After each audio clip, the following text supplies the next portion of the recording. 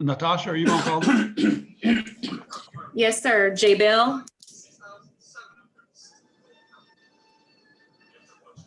Have J. Bell? He was here. Yeah, he was. I saw his name anyway. Okay, Alice Cannella. Here. Let's see, let's try it again.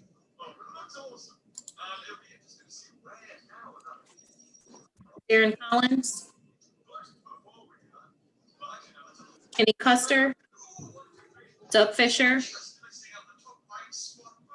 Tyler Howell.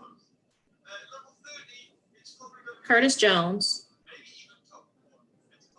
Curtis was here. Curtis, I'm showing is on mute. Curtis, can you hear us? Yes, I can hear you, Okay. but my picture's not working.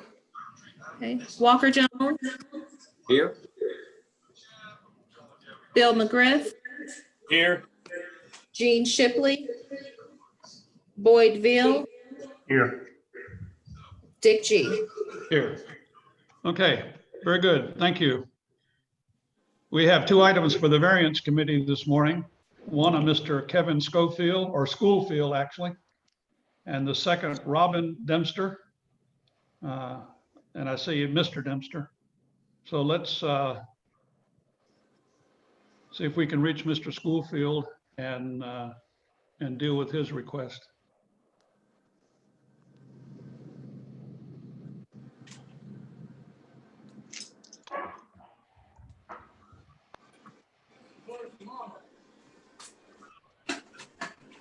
We have no calls in for Mr. Schoolfield yet, sir. No calls. Okay. Natasha, if he calls in later, can we can interrupt the meeting to deal with his issue, correct? Yes, sir. We can still discuss it if you would like. How about Mr. Dempster? Is his time? Because he calls us at a specific time, right? Yes, sir. They both have the call-in numbers and the meeting information. So if you want to go to the rule change item, and we can wait and see if the other two variance customers call in. Okay, I think that's a good idea. There is a recommended rule change, as you see on the agenda, and I'm going to ask Mike to, Mike, I assume you're going to cover that. Yeah, I will. So right now, we only have one adjustment every 12 months. So and that's currently written into the rules, and we're wanting to change the rule to allow 2 adjustments in a 12-month cycle, just to help with the customer situation with the pandemic and the rate increase and all that sort of thing. Trying to be more customer friendly. Does anybody have any comments? Any commissioner? Yeah, I do. I just curious. Is it? Have you seen? I mean, is this something Walker? I can hear you. Yeah. Walker. Yes, sir. Go ahead. Oh, yes. Is this something that would come up? I mean, have you seen this on a fairly regular basis where repetitive people are coming in multiple times with issues, or is this just in case we have some issues being more customer friendly, basically? Well, I believe it's just in case, but Sonia might have a little more input on that.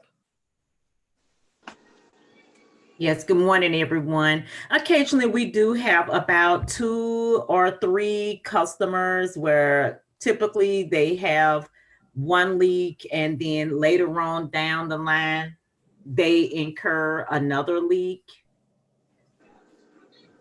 So I don't see it putting us too far out. So we're looking at maybe no more than 5 customers a year, maybe, that we may have to do this for.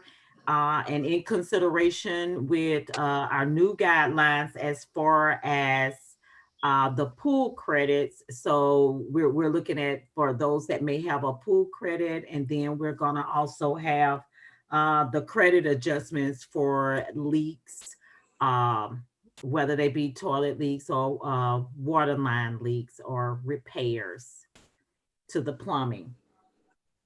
I mean, obviously it can happen to a few of us. Just bad luck, little bad luck, huh?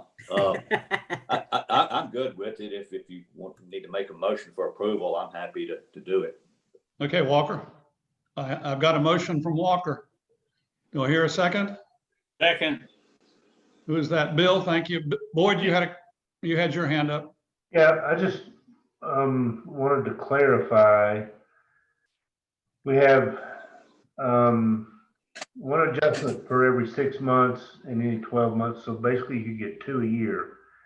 And then it says adjustments will not be made for more than 2 consecutive billing cycles per request. So if you have an incident that spans 2 billing cycles, is that still considered one adjustment? Or because it's in 2 different billing cycles, that's how does that wash out? Anya? Okay. So typically how it works, when we issue an adjustment, we do adjust the 2 highest bills.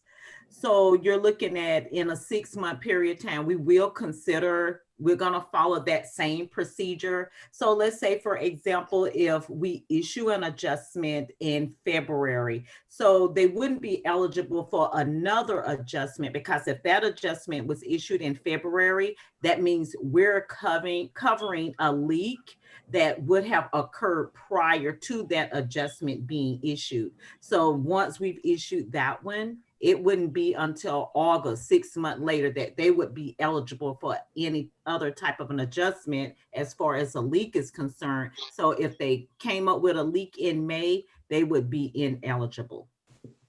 Okay, but if a leak and the effects of it span more than 1 billing cycle, those 2, say 2 months could be adjusted because of the same issue, and that's technically one adjustment then.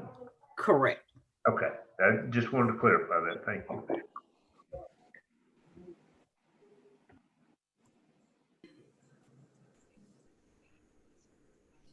Okay, sorry. Does anybody else have a question or comment? Rule changes require a approval of the board, so I need we'll entertain a motion.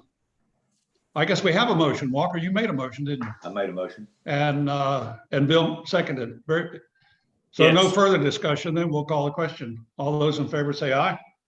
Or Aye. I guess we have to call the roll to make it easier. Sorry. You don't have Natasha, to can you call the roll? roll. I will, sir, but it's not necessary for the work session committee. It's just for the board meeting, but I can call the roll, sir. Well, I was just, it's hard to know you have a majority because I can't count the votes. Sure, I can call the roll, sir. Let's just call the roll. That's easier. Yes, sir.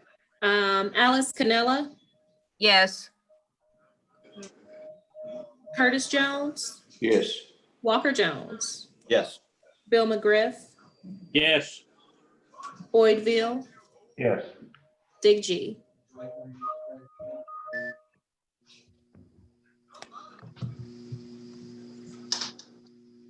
Dig G. Yes.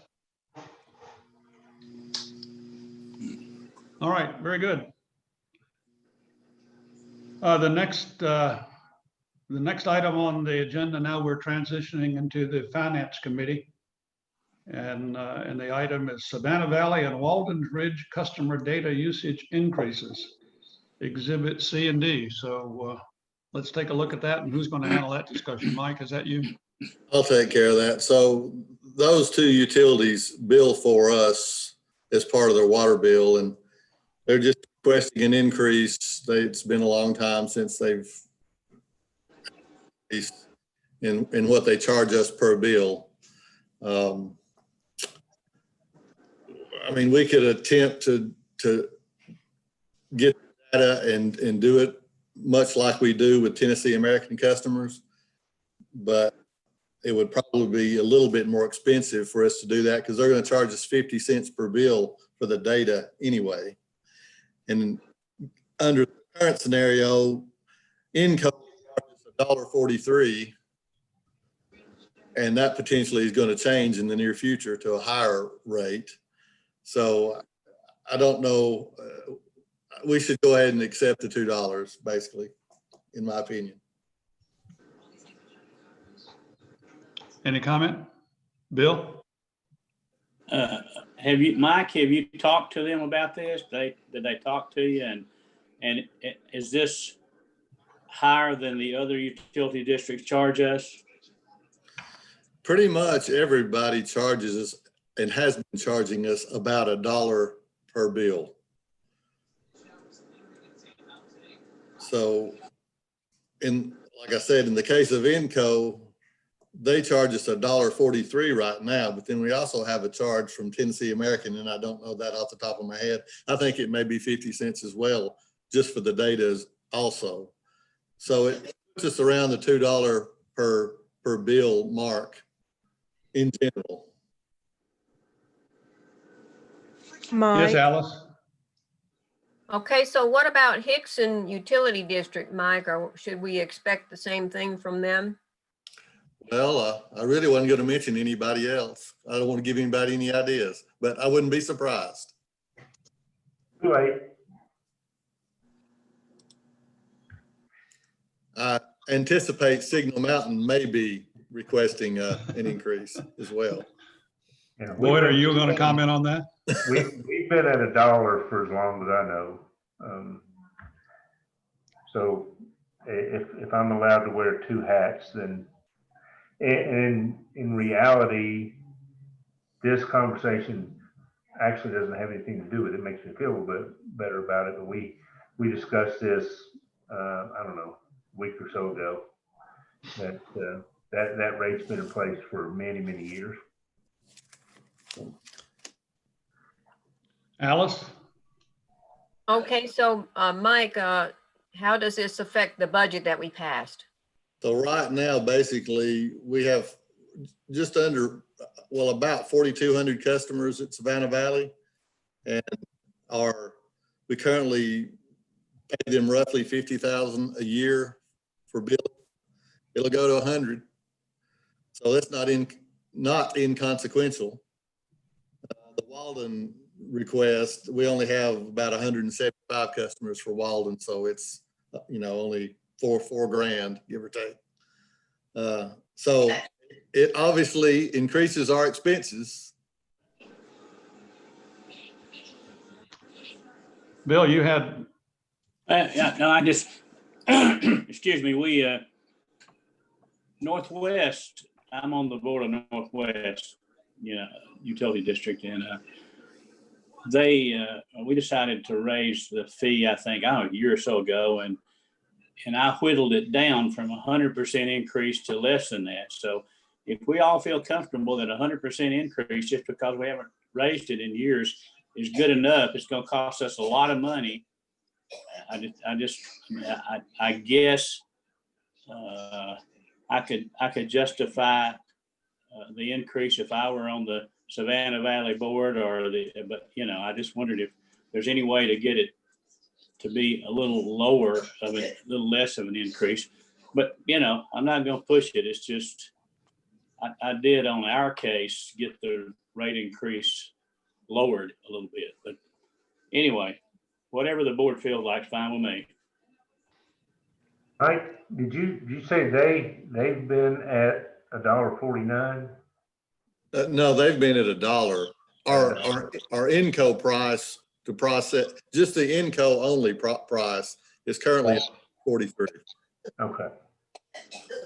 But that doesn't include I think Tennessee American also charges us 50 cents for data. I'd have to look that up, but so we're over $2 ultimately in total cost, I believe, with Tennessee American.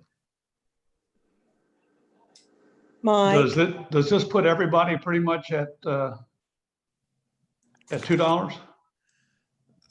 No, Probably. I think Peggy had something to add. Actually, we only pay 2 cents for the data per record from Tennessee American, so Tennessee it is American? quite a bit different. Yes. Okay. And on average, we're paying roughly $1.25 to $2 for everyone. Meeting. Oh, go ahead. I didn't Okay, know. so then I'll be. And you all asked about Hickson Utility, and they actually raised their rate July of 18. It seems like in the dark recesses of my memory, we had this discussion, at least a couple of years ago. And we pushed back a little bit against these increases.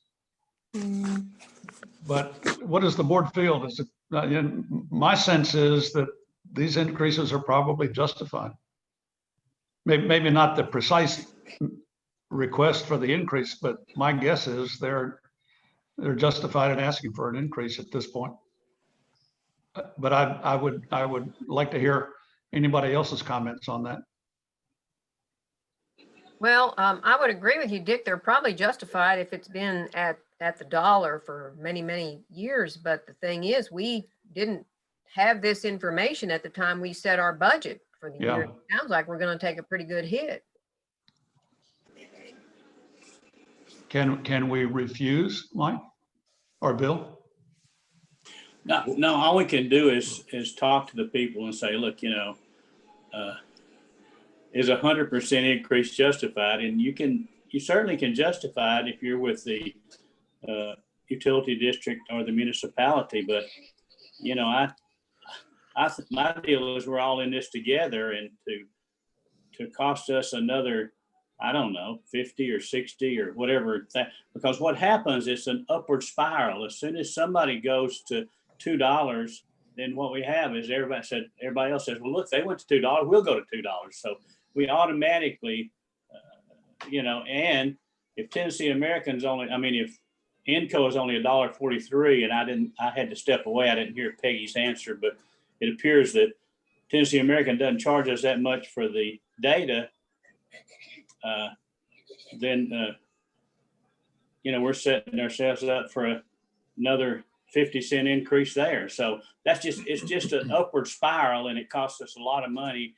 And there's no way to avoid it if the utility districts and the municipalities insist.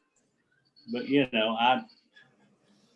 I just would appeal that we're all in this together, and that, you can justify, I can justify the time the staff at Northwest Utility District spends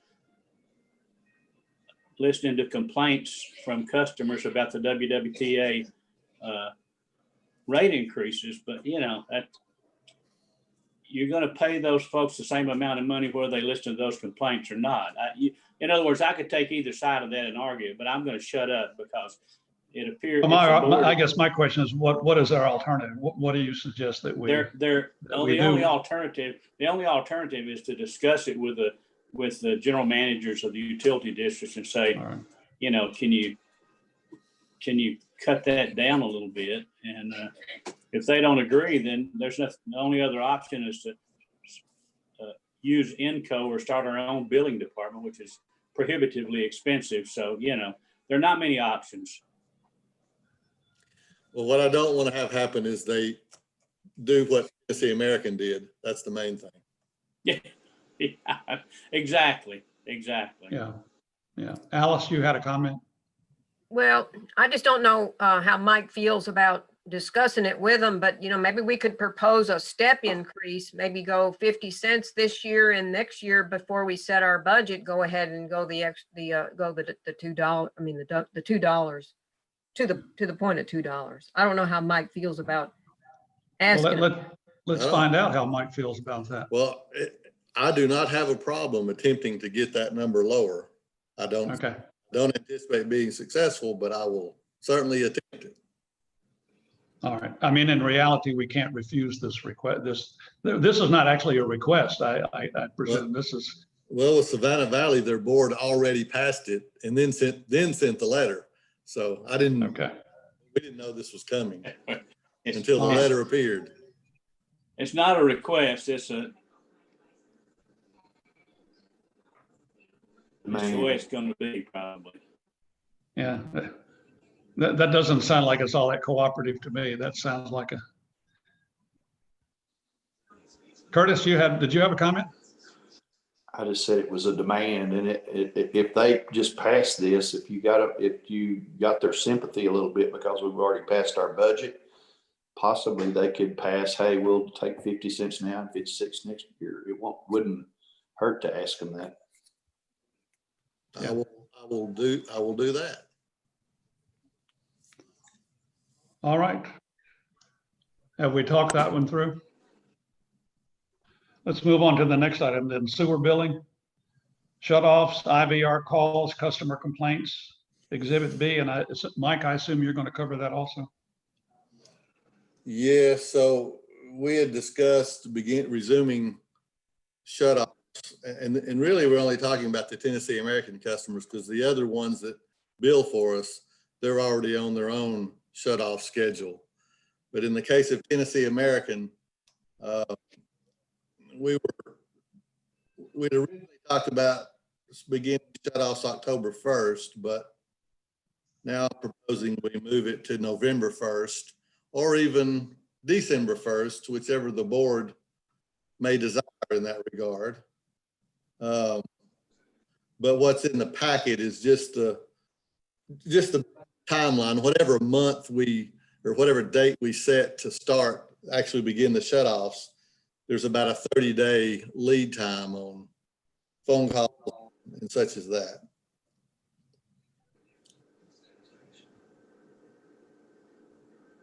Anyone on the board like to make a comment? Alice? I'm good with the November date, and I did notice Electric Power Board is starting back on October the 1st. Yeah. Anyone else? I would.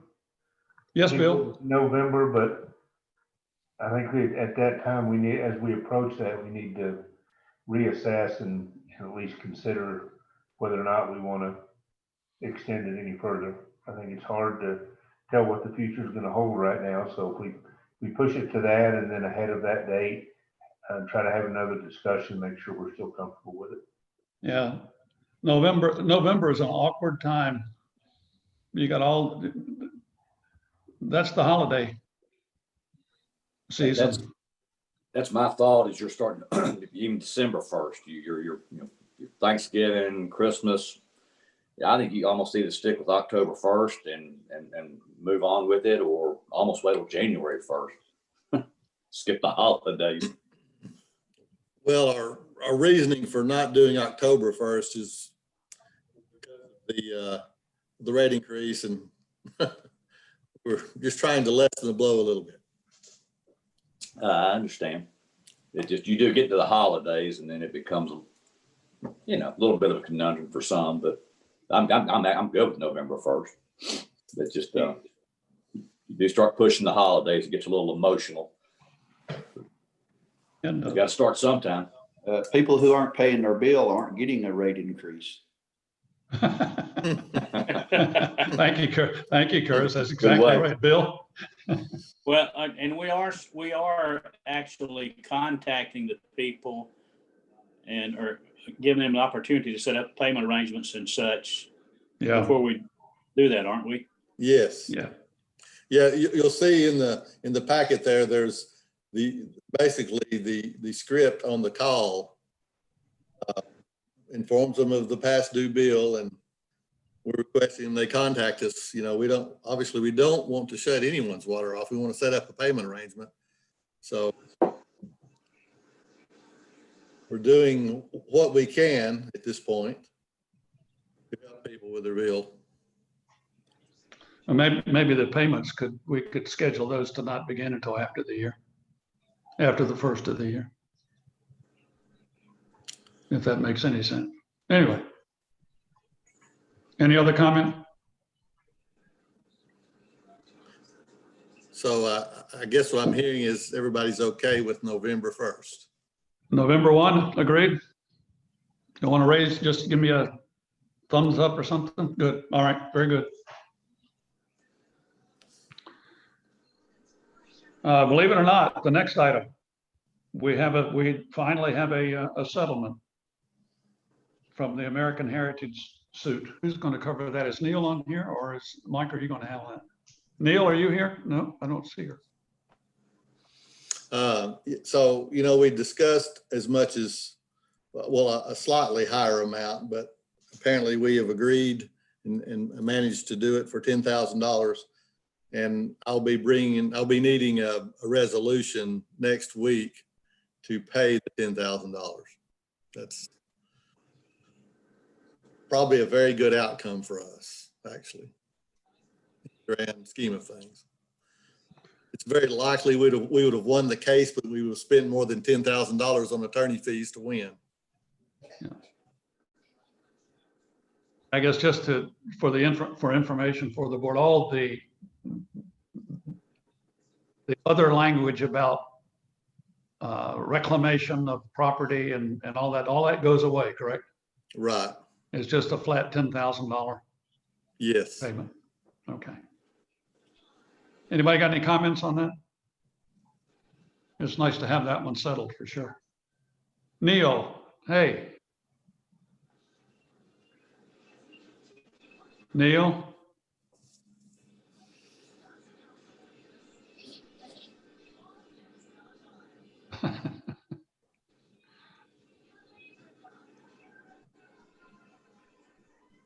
She's trying to unmute her button.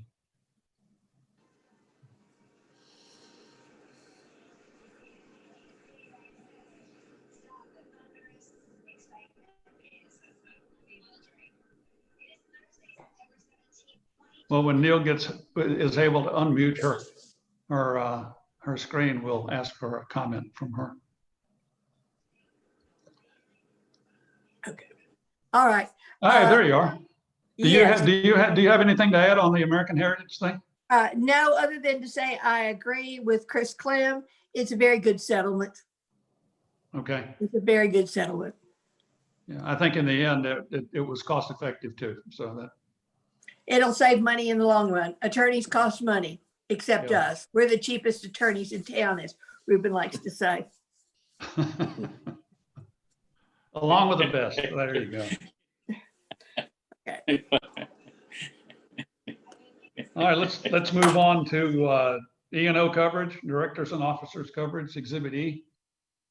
We covered that briefly in the previous meeting, but we now have a contract, I believe. Does anyone want to discuss the customer complaint before we move on?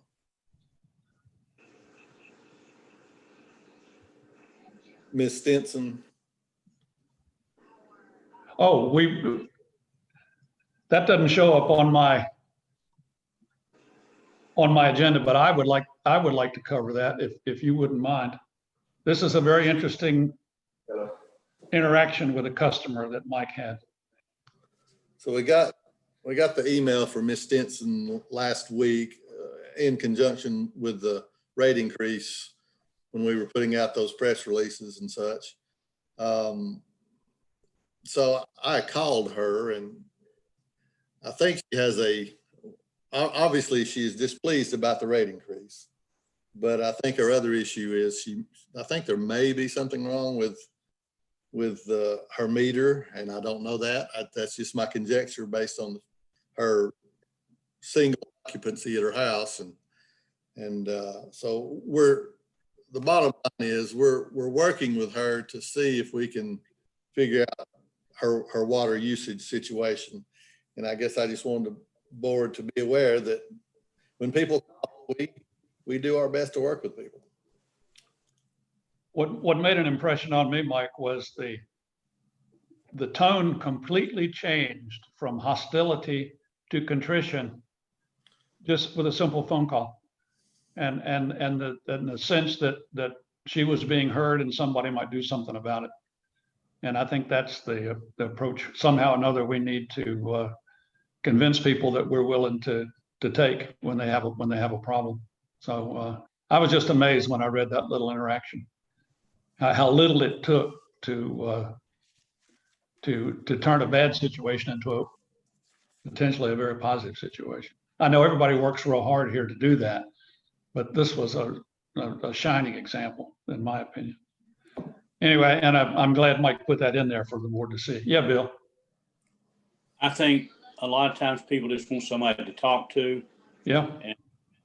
I'm gonna help out if I can from the Northwest Utility District standpoint, work with Mike on that. So, yeah, I think it should be our approach to people if we possibly can, is to let them talk, give them somebody that says we care. And that's all you know, so we're going to work on that. Okay, great. And I guess I would like to say that Sonia, Natasha, Bonnie, Kim, Charlotta, everybody here, they do it a lot more than I do. They do it every day. So I want to point that out. Yeah. Here, here. All right. Moving on to the Amos Road Force Main change order. Well, can we talk about the D&O insurance? Oh, that's right. We excuse me, we skipped over that. So in the packet, you'll see we wound up with a $19,900 some odd dollar quote. I got an invoice yesterday for $20,405. Well, they tacked another $500 on there for a analytics fee. And I seem to recall them doing the same thing last year. They sent the quote and then they tacked $500 on top of it.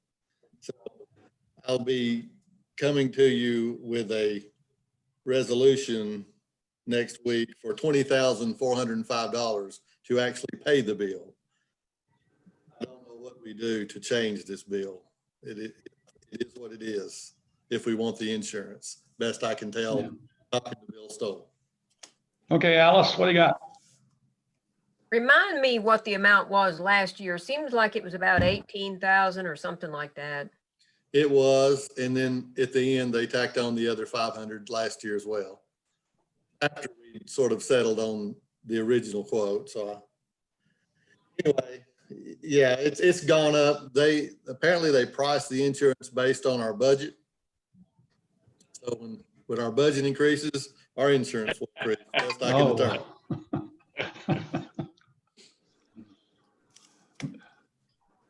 Bill, did you have something? Sounds like we should hurry and pay it before they tack something else on. Exactly. All right, does that take care of that? Anybody else got any comment on that? Very good. Now we'll move on to the Amos Road Force Main change order. And I know Mike's going to cover that. I assume Mike's going to cover that. Yeah, yes. So I've talked to y'all about this particular issue before. There are several issues that cause the increase. One, we changed some piping around the station from HDPE to ductile iron, and we changed the actual way the piping network to allow for some more versatility for future, well, two things. For more versatility in case of a malfunction at one or more stations, we can reroute flow better with the way we change the piping. And the other thing is for potential future expansions. So we incurred about a $60,000 cost there. We upgraded, well, we didn't really upgrade. We changed the flow meter from a certain manufacturer to another manufacturer that we're more familiar with. We typically have Danfoss flow meters, and the contractor bid a different flow meter that was a little less expensive, but we preferred to have the flow meter that we're familiar with and understand how they work and how to repair them. So that's part of the change. There was another change in that because of the proximity of our new force main to existing water lines, we had much more flow fill encasement than we anticipated throughout the run of the force main. And the other added expense was the spec in the road. So approximately 600 feet of the force main was in the roadway. And the spec we had was the county spec for flowable fill. And the county spec is less stringent than the city spec for flowable fill. In other words, you use more flowable fill for city roadways. And this particular section of roadway turned out was in the city of Chattanooga. So we had to follow their specification. So that's the reason, the three reasons we exceeded the original authorization.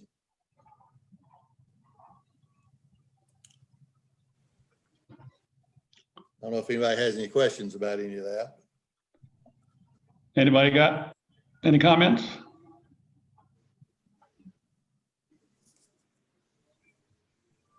Where does this put us, Mike, on our Amos Road project? So the project is complete, and we are actually using the force main. Okay. If you look in the last sheet in the packet, the original bid was $834,825. We had a contingency amount bringing it up to $918,307.50. The actual amount we will pay after all the change orders is $1,009,516.40. Any comment there? Any comment from anybody on the board? Does that require any action on the part of the board, Mike? Well, I'll bring a resolution to you next week to pay that final amount. That will be the final, that's the final change order, cleanup change order, you might say. Okay. All right, with Bill? Yes, sir.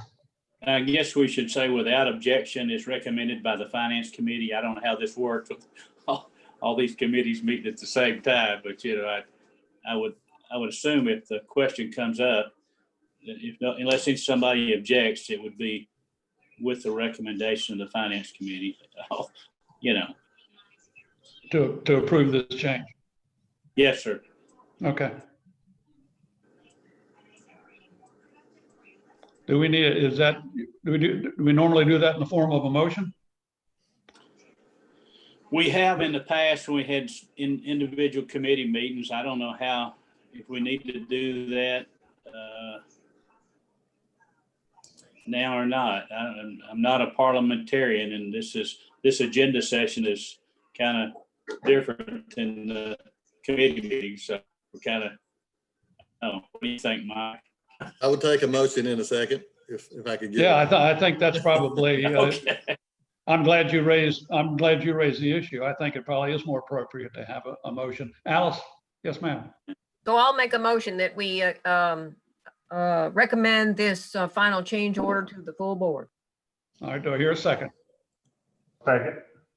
Okay, I got Boyd on the second. Any other discussion? All those in favor say aye. Or let's call the roll, Natasha, just to make it formal. Yes, sir. Alice Cannella, Yes. Curtis Jones, Walker Jones. Yes. Didn't get Curtis. Curtis? I think he's frozen. Curtis did. Yes. Okay, very good. Bill McGriff, Yes.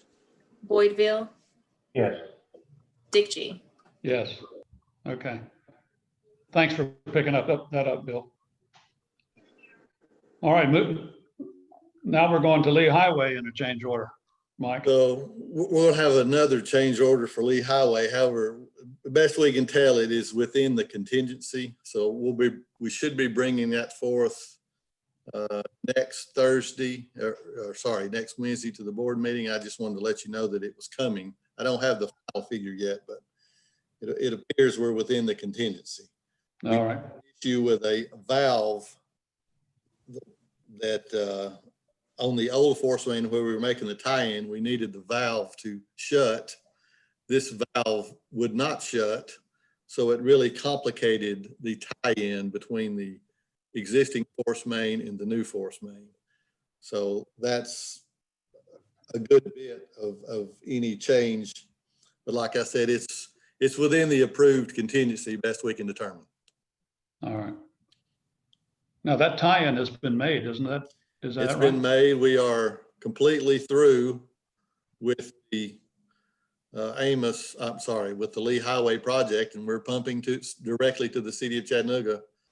Probably about 3 weeks to now we've been doing that. All right. Who's going to cover the next item? Bond refunding discussion, Exhibit G. I suppose that is me again. So this, just a reminder, we've discussed this before, but this is where we're actually going to wind up needing to go ahead and have a resolution next week. So we've got that 2011 bond that had a $3.8 million balloon due in 2026. We are, let me back up. Peggy, did I get that amount right?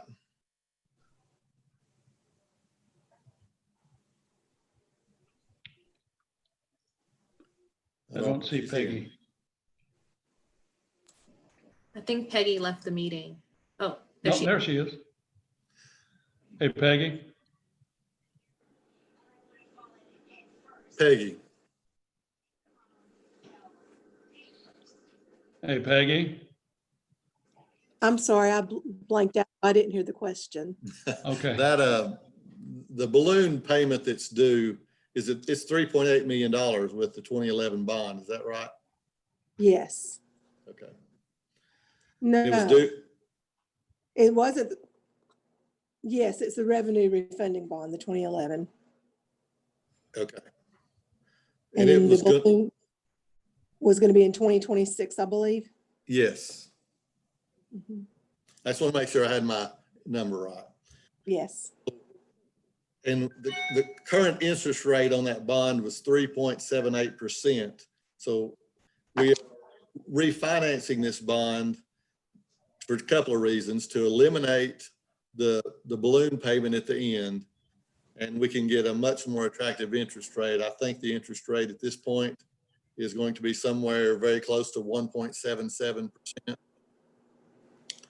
So we have a $70,000 cost of issuance of this bond, but ultimately by doing this refinancing, we save almost $520,000, and we eliminate the need to come up with $3.8 million in 6 years at the end. So that's the reason for the bond refinancing. And I'll be coming to you with a resolution next week for approval to allow us to do that. Anyone have any questions? Okay, very good.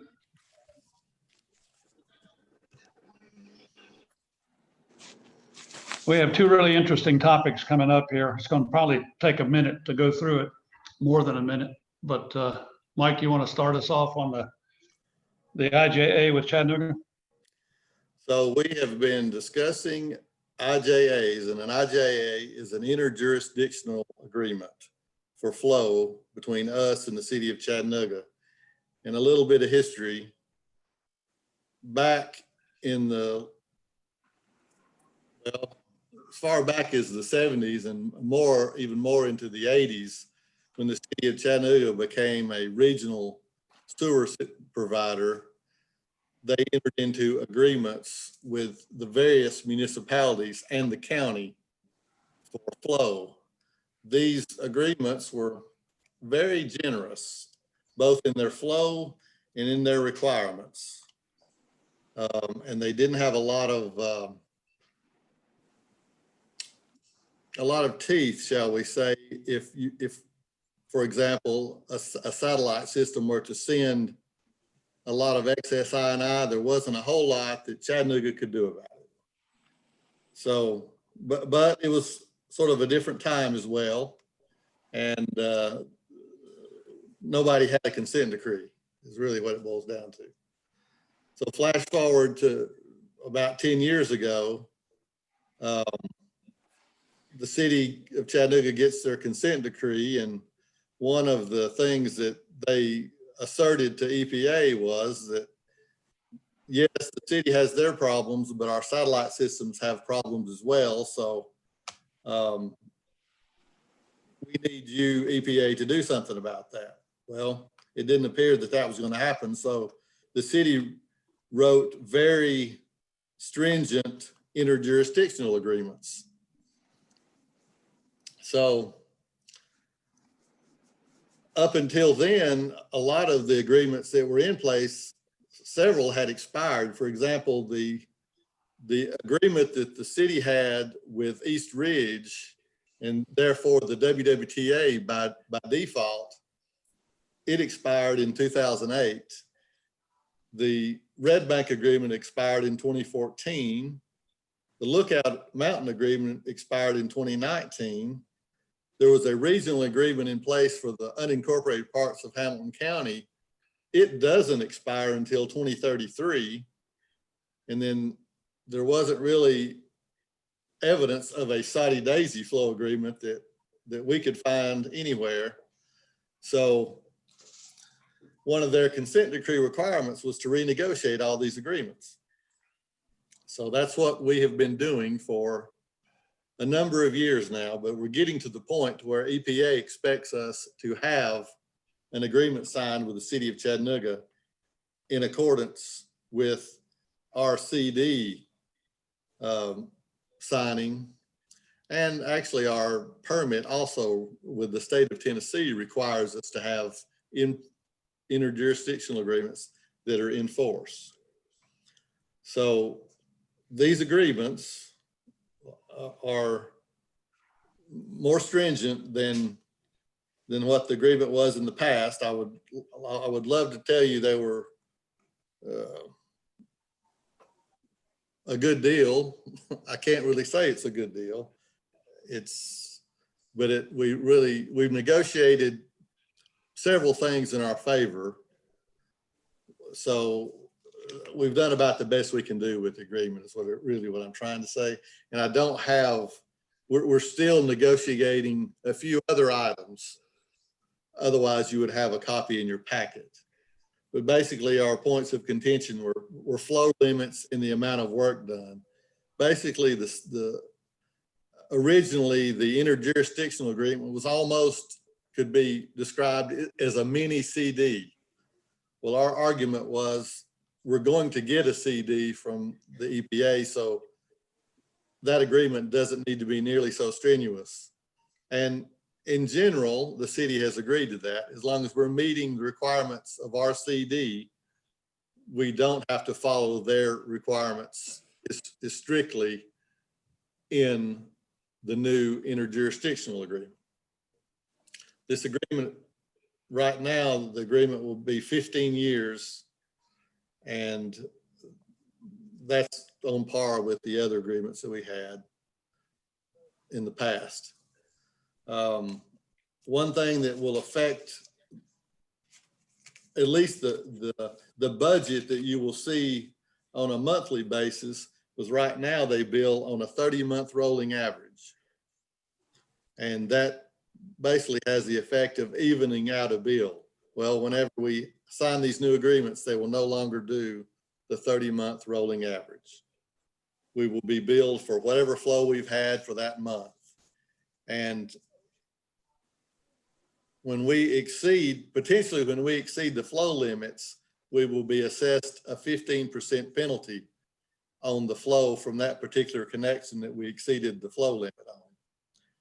Now, the flow limits are low, and our I&I is much higher than the flow limit we're going to get. So basically, we're potentially subject to penalties in a good bit of our connections.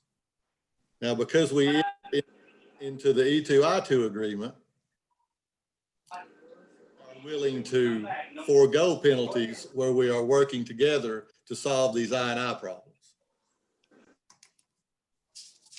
So our participation in that E2I2 agreement that we've talked about in the past is very important. I don't know what else to say about the IJA. Other than that, I'd be happy to probably do better with questions if you have them. I will say, I think we've negotiated the best deal that we can get at this point. And I don't know what recourse we have to not sign this agreement.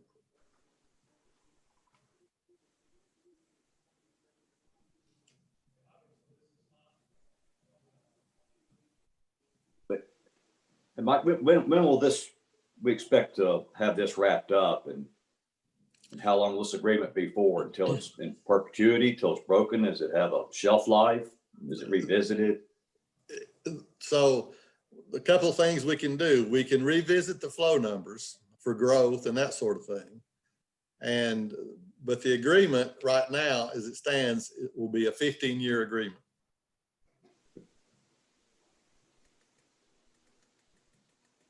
Just pray for dry weather, huh? Well, as we were doing anyway. Wow. I mean, the idea behind this is we need to get our I&I under control. And it's really for us as well. The less rainflow we send in, the less we pay. Do we have any idea how much on our average sanitary sewer overflows per year? If we're going month to month on billing, do we have any idea how much more this may cost us? Guess. I'll give you a few numbers from East Ridge, because that's really where we spend the most money. So on the 30-month, let's just take January of this year, the 30-month average that we got billed for was 123 million gallons. The actual flow number was 163 million gallons.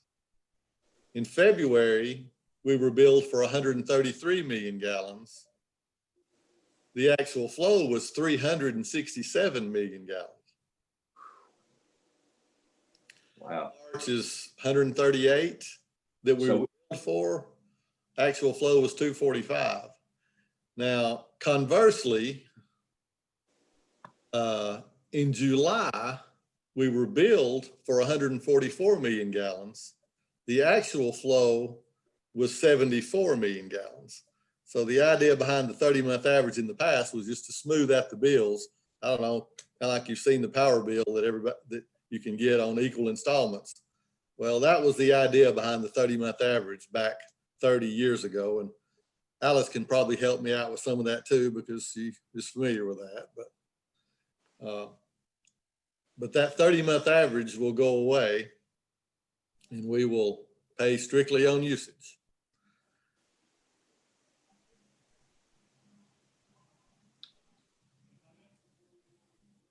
Mike, that 30-month average, though, it was simply a leveling mechanism. We still paid for every gallon we sent them. That's not a change there. Right. I mean, exactly. It was a leveling mechanism. I mean, on the plus side,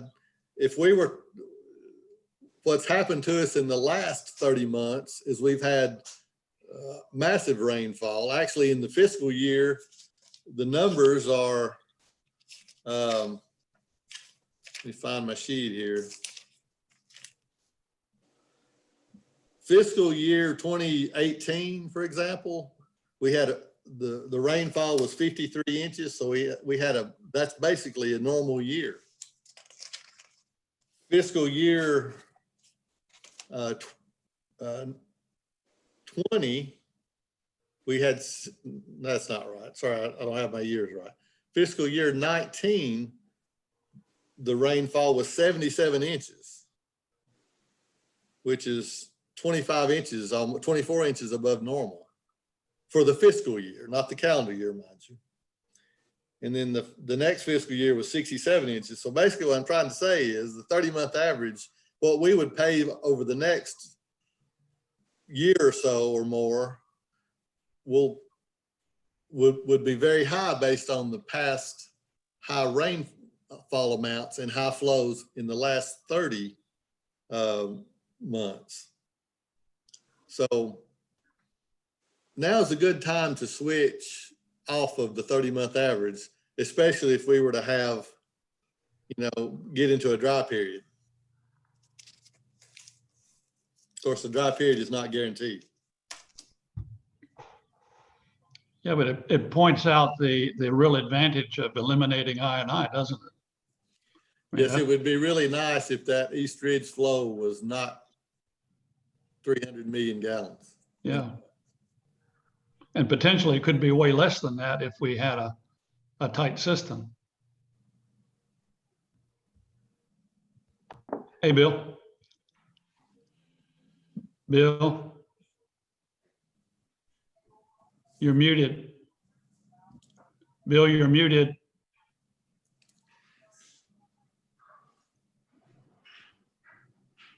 Where'd he go? Hey there. Can you hear me now? I can hear you now. Okay. So Mike, the downside financially for the WWTA is the penalties, right? Yes. Which could be substantial. Well, they could potentially be 15%. However, because we're doing the E2I2, the penalties will be waived for East Ridge and Red Bank and Lee Highway. And the flow number for the unincorporated parts of the county, Middle Valley and East Brainerd, that flow number, it's high enough that we probably won't have to worry about a penalty there. Now, Saudi Daisy is different. We potentially would have to worry about the penalty at Saudi and at Lookout Mountain. So you are, maybe not okay is the word, but you have decided this is the best we can do as far as the IGAA goes, right? Well, the WWTA has been negotiating for years. I mean, well, I argued on the other side of the table, to be honest, and argued on a different side of the table. I think we're getting about as good as it's going to get, because the city is sort of locked into a certain flow because of the requirements of their CD and what they've said to the EPA.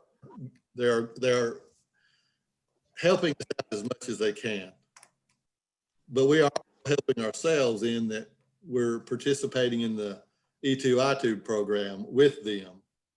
So, I mean, I wish it was like the good old days where the flow was really high and the requirements weren't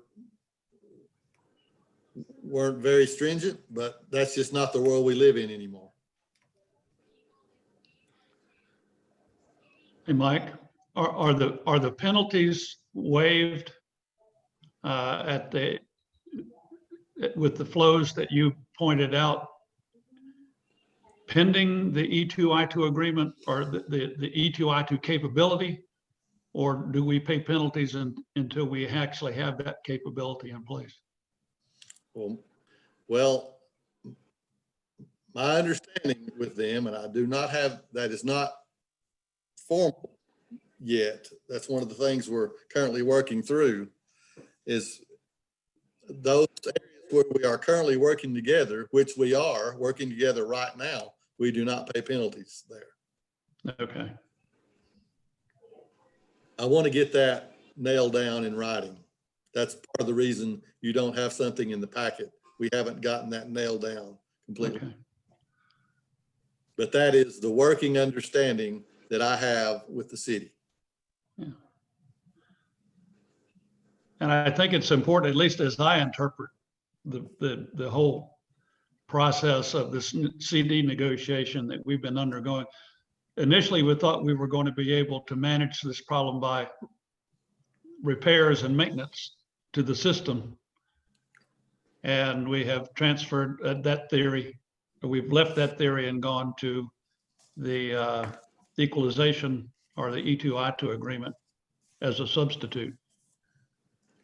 Because in reality, we'll never button up the system enough to control that flow. Is that a correct assumption? Yes, unfortunately, that is a correct assumption. Yeah, all right. But those will be, that will be the conditions that we'll be agreeing to under the CD. Yes. Okay. Does anybody have any other questions about that? Because this sort of is the crux of this is the final leg of the negotiations, as I understand it. If this is an agreement, then we are ready to sign our CD. Alice, you raised your hand. I just wanted to make a comment that I appreciate the explanation that Mike gave. It, you know, it's a very good explanation, and I know he's worked hard with the city counterparts to get the best possible agreement that we can. Yeah. Agreed. Anyone else? Well, hold on, Bill, go ahead. Oh, I'd Bill? just like to say, without Mike, our agreement probably wouldn't be nearly as good an agreement. So thank you, Mike. Well, it's interesting being on both sides of the fence here, I guess, in this I bet process. it is. Well, as we transition to the next topic, we can drag this discussion along with it, because it's become very apparent to me that this negotiating these two CDs separately and not concurrently even was probably in retrospect a terrible mistake.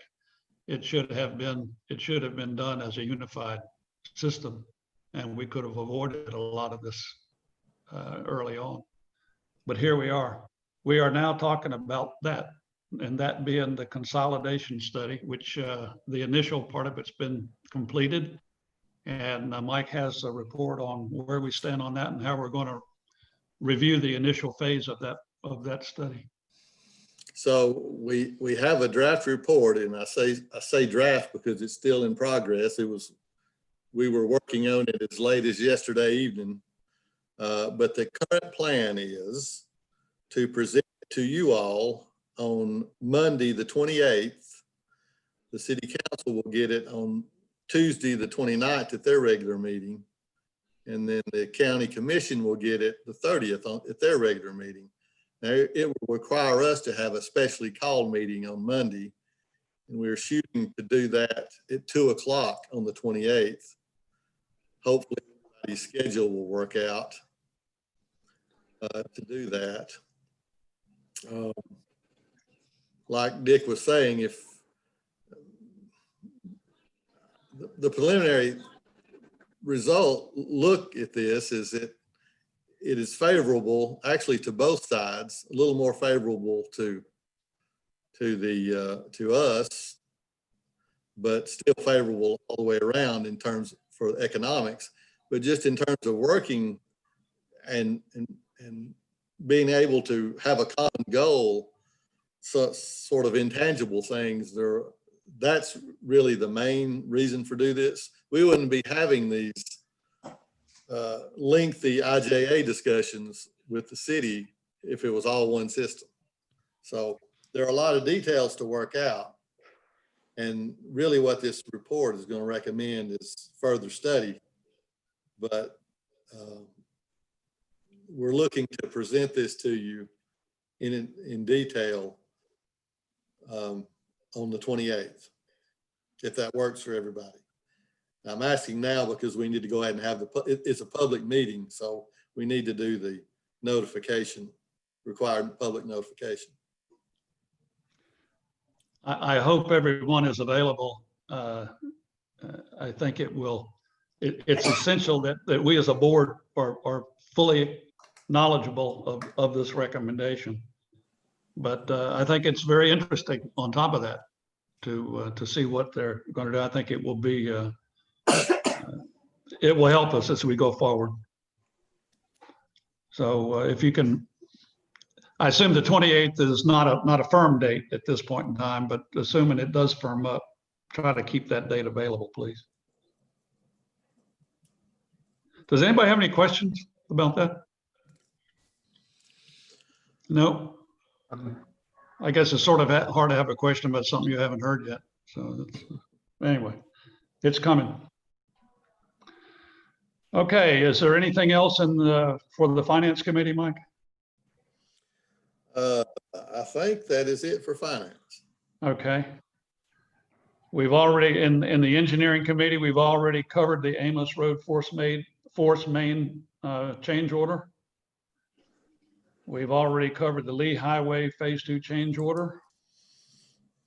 In the Engineering Committee, there's an item called Lookout Mountain Phase 2 discussion.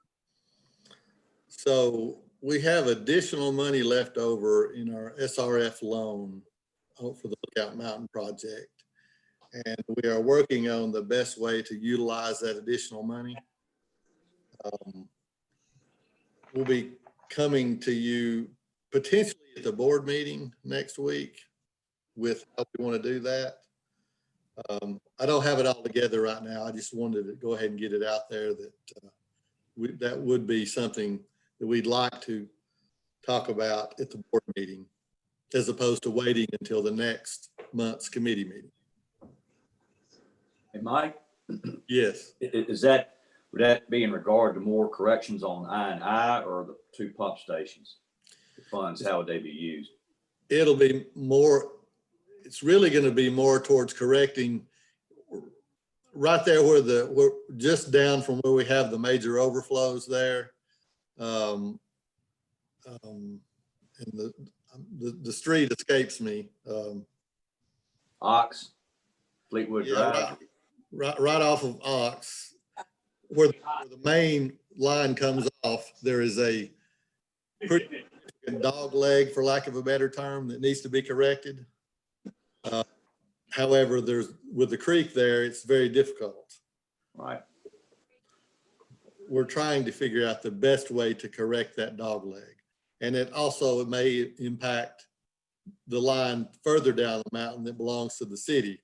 So we're working through some details right now, but that's very likely where we will spend good money. Yeah, I'm familiar with that, the overflow over there that happens. Okay.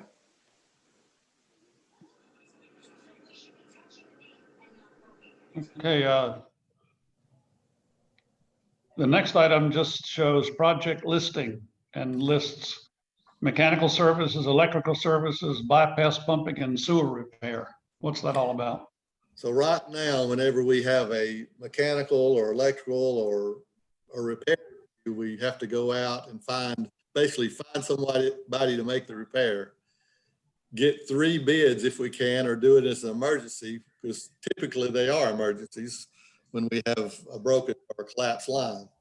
What we would like to do is advertise and put out what are called requirement contracts, and have 1 or 2 contractors with contract pricing, hourly or by the foot, whatever the case may be, for these services. So we have a go-to person that we can call up and say, hey, we got this repair. We need you to be there at such and such, and make this repair, as opposed to having to call around and just try and find someone, which is typically how we have to do it now. So we have these contracts in the works to be publicly bid. And I just wanted to make you aware, we'll be coming to you in the future as these bids come in for approval for these contracts and for these contracts.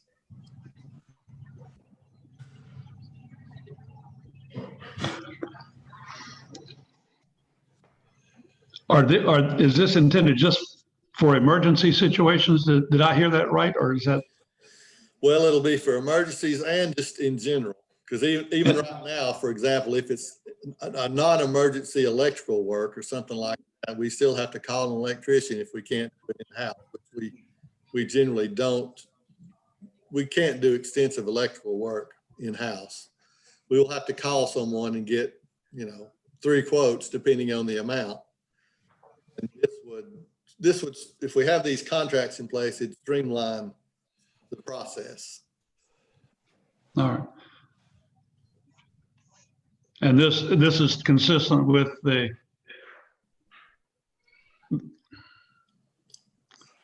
purchasing guidelines, for Yes. lack of a better description. Yes. This meets all the requirements as far as public purchases. Yeah, purchasing is reviewing the contracts right now. Okay, Well, obviously they won't go out without their blessing. okay. And with that discussion, does anybody have any comments or questions? I think that brings us to the end of the agenda. Does anybody have anything they'd like to add at this point?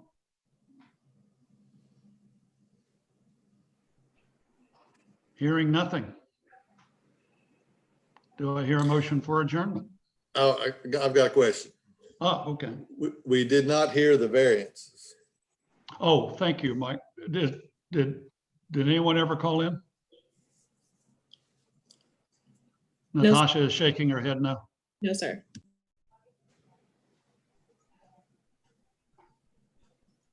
So assuming that we won't hear from them, or they may call and explain why they didn't call at their scheduled time, we'll consider those addressed.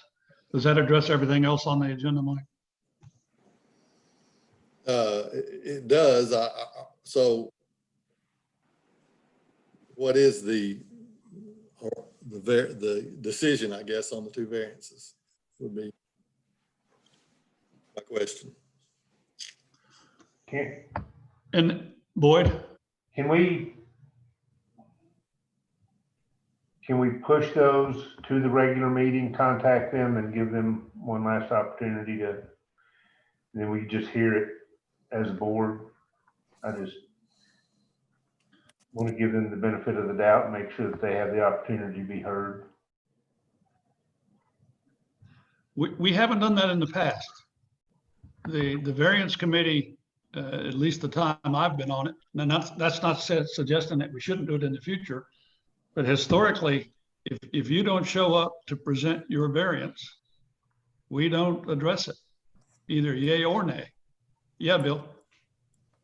Bill. Times are different. The times aren't the same. You know, it's, I think we ought to give them at least another opportunity. If we have to push it out another month, I don't know what that does to us, but the times are not like they have been, and people are not comfortable meeting or coming to a meeting on a Zoom meeting. You know, so, you know, I for one would favor giving them another opportunity to address either the committee or the board, whatever the board feels like is the best deal. I mean, those are my thoughts. Okay, so we can, I'm hearing that we need to contact them and ask them what the situation is concerning their complaint and give them an opportunity to address it again. These virtual meetings are having an effect on me. I don't know about other people, but I've not been able to mute myself or unmute myself. I'm not able to see the other people on there that I usually do. And I've got a little circle spinning in the middle of my screen. So they may be having problems getting in. And I don't know what's causing this, but I have no control. And the other meetings I've had, I've been able to mute myself or unmute myself, look at other people. I can't do anything this time. And so they may be having the same problem as me. Nothing I can do about it. Natasha, these 2 situations, the people have made their initial request to Sonia, right? And she has given them denied the request based on the policies that exist today. Yes. So they are at the variance level. I don't know that we'll ever, to address Curtis's question, I don't know that we'll, if you're not comfortable with Zoom, I don't know what we're going to do, because I think we're going to be Zooming for a while. Well, I've used Zoom before, but the problem is right now, I was able to touch my screen before and change my mute, look at other people, that kind of deal, I'm not able to do nothing. There's something spinning in the middle of my screen, like things are not working properly. I have no control over that. I don't know if that's coming from Natasha or whoever, but every time I've been muted or unmuted, it's been done by her, because I've been trying. Stop doing that, Natasha. I've been trying to change it, because I know if there's noise here, that you hear it. So, and I've been trying to mute it, it won't let me. Okay. I guess if the issue, and Bill, I agree with you, I think things are different, but I don't know how we're going to make it more, if the issue is Zoom or computer digital world, I don't know how we're going to make that more comfortable to someone, but I'm willing to let them come again. Yes, Natasha. As far as with the customer, we have rolled over, well, not rolled over, but we have put customers on the next committee agenda who have missed their meeting date and time. So Okay. if everyone wants me to put them on the next agenda for October, we can give them a call and let them know the day and time of the next meeting and have them ready on the agenda again. Let everybody in agreement with that? Give me a nod or a thumbs up. I think that's a reasonable thing to do. Let's give it a shot. All right, let's make that offer and see if they respond.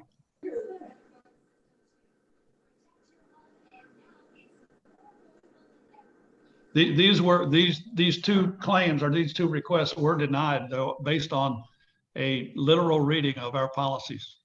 So it's going to be interesting if they have some circumstance that they haven't discussed with Sonia. I don't know, but this ought to be fairly cut and dry, I think, but we'll see. Okay, anything else?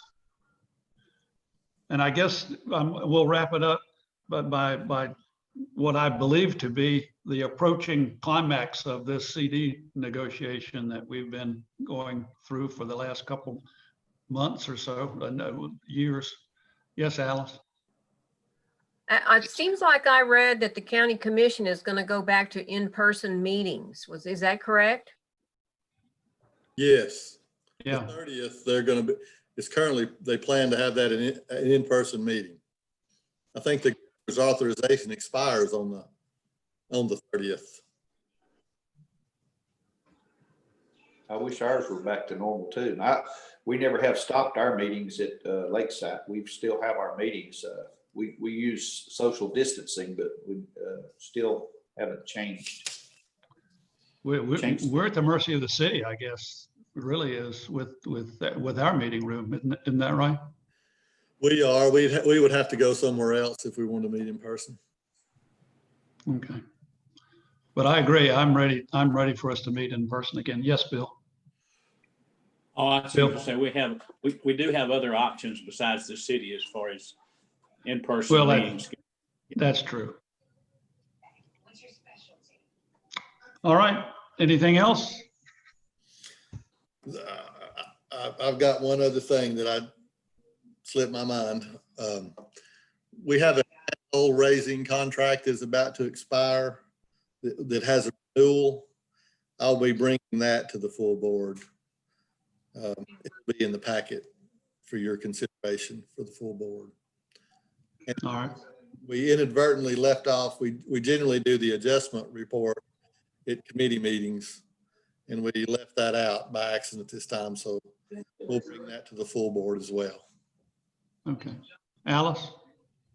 So Mike, the manhole raising contract is pretty much a requirements contract like you're talking about on these other items, right? That's correct. And it has a renewal that we just need to, I just need your authorization to exercise the renewal clause.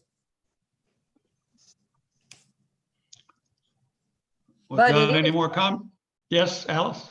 But I was just going to say, it is advantageous to have those contracts already in place when the need arises for work of that type.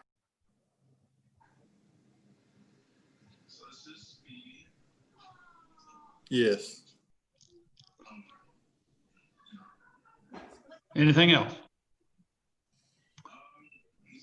Thank you all for your time very much. We'll consider this meeting adjourned. Have a good day and stay safe.